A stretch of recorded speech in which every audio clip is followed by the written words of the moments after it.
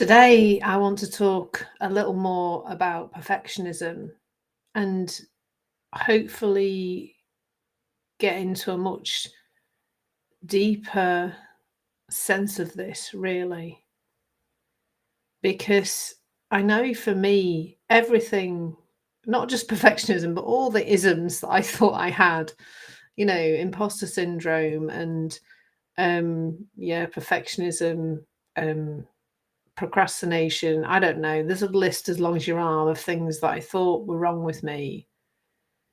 And alongside believing those things about myself, I thought that I had to fix them, that they were flaws in me, something that was wrong with me. And that took me on a merry dance and a half, I have to tell you, through endless self-development, um, lots of different tools and techniques, lots of different therapies, lots of poking around in the past.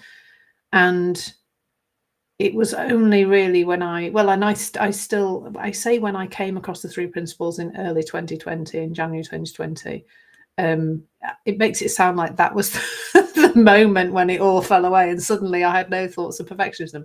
It absolutely didn't. But that's when the journey began.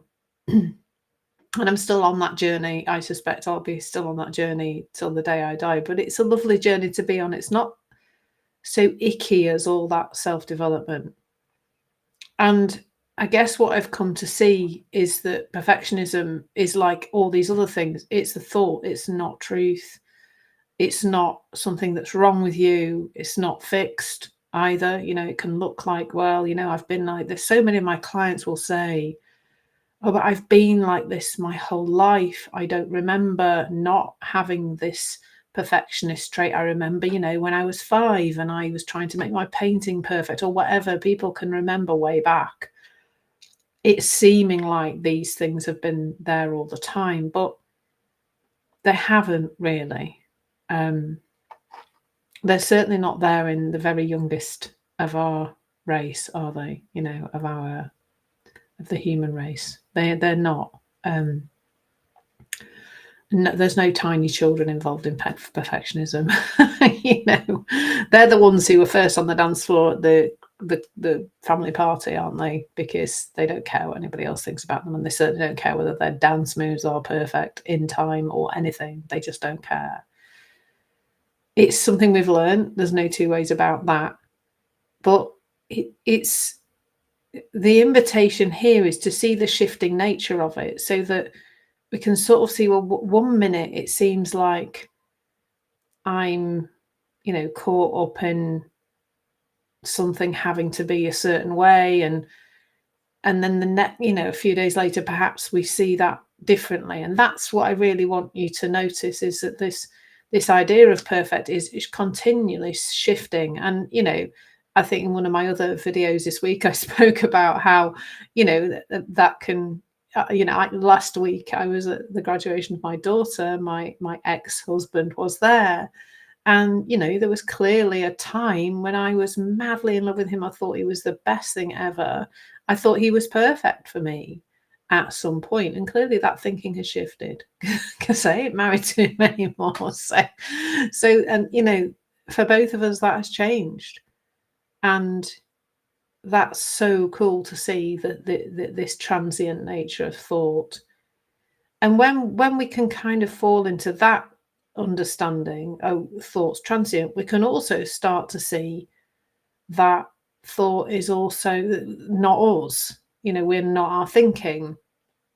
That perfectionist voice that you may well have believed for a long time, and you may well have felt that that's you. I remember, it's been a while now, but I remember a time when I didn't recognize that voice was anything other than me. I thought it was me. I thought that was my true nature. That was that voice in my head yakking away, telling me all these awful things about me. I totally and utterly thought that was the truth. But that's not the truth of us. Our true nature is unchanging, whole, well, universal energy, consciousness. I mean, throw whatever language around it. It's very difficult to throw language around it because it is a formless essence of us.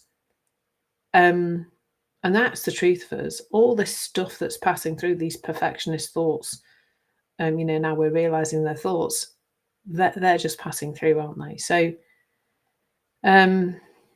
that's the first couple of things. Perfectionism is thought, not truth, and we are not our thoughts. We really are not. Now, as I mentioned at the beginning, what I've been caught up in for many, many years of my life was fighting everything and trying to make it better, whether that was me, my partner, my partner's ex, my mother, my whoever it was, fighting how people were with the aim of trying to make, I mean, not even directing it at them sometimes, but just resisting, being annoyed, being, oh my goodness, why can't this person be different? And, I've looked a little bit at Byron Katie's work, and interesting, I had a lovely conversation yesterday with Dave Kibbe. Hello, Dave, in case you're watching. And he reminded me of Byron Katie's work, really, which I've looked at a little bit in the past, but I'm interested to kind of poke at that a little bit more and have a little bit more of an explore, because she said, when I argue with reality, I lose, but only 100% of the time. She is very funny. I did think that quote is just really funny, because that is true, isn't it? What do we do all day, every day? We argue with what is. And that doesn't mean, give up and don't change anything and never try to improve on things or whatever. It just means that when we're in that fight with what is, when we're trying to make things perfect, which of course is inverted commas, because as I already talked about in an earlier video or two, perfect is made up. There is no such thing. That resistance, we feel that, and the body shows us that all the time, because I'm telling you now, and I invite you to see this for yourself, that when you are caught up in a thought of perfectionism, it registers in the body. It feels like tension, tightness, urgency. It feels like stuckness. It can really feel sometimes very overwhelming, like we can't move forward. But that's the gift. That discomfort isn't a problem. It's not something to solve. It's a signal that we're believing thoughts that are not true. That in that moment, we really are believing the thought that says, this is not good enough, you're not good enough, this thing you're creating isn't any good, etc. We could think that about this video, and I've got my alarm going off again. I seem to be timing these videos quite badly this week. But anyway, c'est la vie. When our body shows us that, we've got a thought that says, this should be better, it should be perfect, in inverted commas again.